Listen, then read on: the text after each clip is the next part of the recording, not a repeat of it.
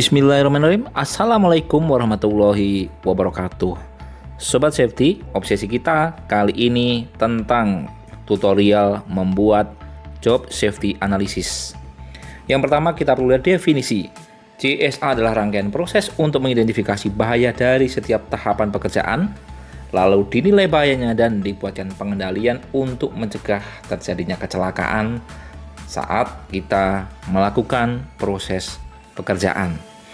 Beberapa critical item terkait dengan JSA yaitu yang pertama, JSA adalah salah satu metode penilaian risiko dengan cara yang mudah dan bisa dilakukan oleh semua level karyawan, tentunya yang telah diberikan pelatihan. Critical point yang kedua yaitu JSA wajib dibuat sebelum melakukan aktivitas pekerjaan supaya terencana, tersistematis, disiapkan alat, kompetensi personil, lingkungan, identifikasi bahaya, dan pengendalian resikonya. Critical point yang ketiga yaitu JSA fokus mengidentifikasi bahaya dari setiap urutan langkah kerjanya. Sehingga penting kejelian, ketelitian dalam membuat dan mengisi 3 kolom JSA, yaitu urutan langkah tugas, identifikasi bahaya, dan pengendalian resikonya. Critical point berikutnya yaitu JSA dibuat sebagai ikhtiar mencegah kecelakaan. Harus komprehensif, tidak boleh terburu-buru, dan melibatkan tim yang memiliki kompetensi agar hasilnya optimal dalam ikhtiar mencegah kecelakaan. So, JSA dibuat dengan tujuan mengidentifikasi bahaya, mengendalikan risiko sebagai upaya pencegahan kecelakaan, dan ini diterapkan sebagai pengganti apabila belum ada SOP-nya. Di mana dasar pemikirannya dalam proses JSA adalah setiap kecelakaan selalu ada penyebab. Setiap tugas dapat diuraikan secara sederhana. Setiap pekerjaan dapat dikenali bahayanya secara detail, dan setiap bahaya pada tahapan pekerjaan dapat diatasi sesuai dengan hierarki pengendalian risiko. Pembelajaran dari kasus kecelakaan yaitu banyaknya kasus di mana tidak ada panduan kerja aman, salah satunya JSA tidak memadai, identifikasi bahaya tidak detail, urutan langkah tidak runut dan dipahami, dan sumber bahaya yang ada tidak dikendalikan secara memadai, sehingga bisa berakibat kecelakaan, baik LTI, potensial fatal, ataupun fatality yang dapat merenggut nyawa rekan-rekan yang bekerja di lapangan. Beberapa regulasi yaitu di Kepmen 1827, Kepdj Minerba nomor 185 sebagai panduan untuk yang bekerja di tambang, termasuk peraturan K3 internal perusahaan dan sistem K3 internasional yang digunakan. Supervisor adalah orang yang paling bertanggung jawab atas dibuatnya JSA ini. Alasannya apa? 1. Dia menguasai dan punya kepentingan langsung terhadap jenis pekerjaan yang menjadi tugas anak buahnya.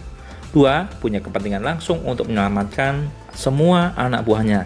Dan beliaunya punya catatan kecelakaan yang paling lengkap dari near-miss sampai kasus kecelakaan yang berat. Berikutnya, kita wajib tahu siapa saja yang terlibat dalam pembuatan JSA, yaitu supervisor, tim kerja, tim ahli, baik trainer, geotech engineer, ataupun mechanical trainer yang punya kompetensi. Berikutnya ini adalah pengenalan JSA yaitu KOP JSA. Ini harus diisi dengan lengkap dari judul sampai alat pelindung dirinya.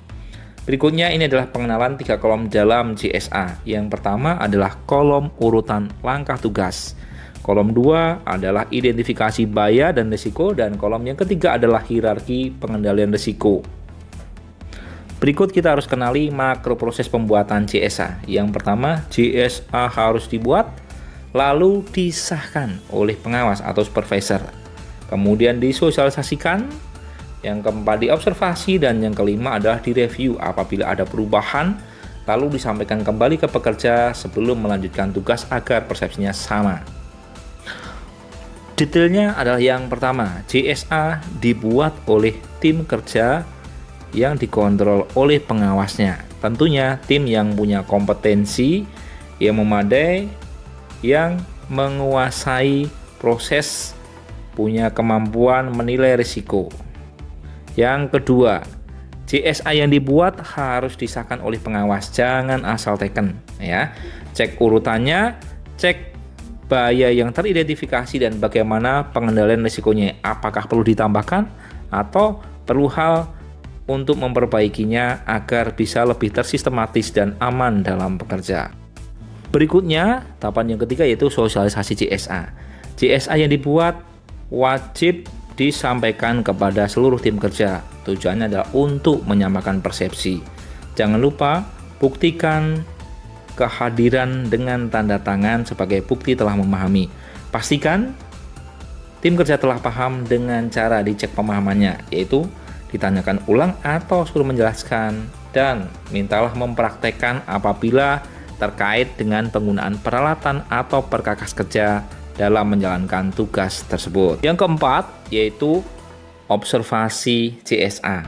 Pengawas atau supervisor selain membuat, mengapprove, kemudian wajib juga melakukan observasi. Hal ini bertujuan untuk memastikan kesesuaian langkah dari JSA yang sudah disepakati. Jangan sampai nanti ada masalah. Namun apabila di tengah jalan terjadi perubahan, entah itu karena kondisi kerja berubah, lokasi kerja, alat kerja, ataupun metode, ataupun ada problem teknis lain, maka stoplah segera.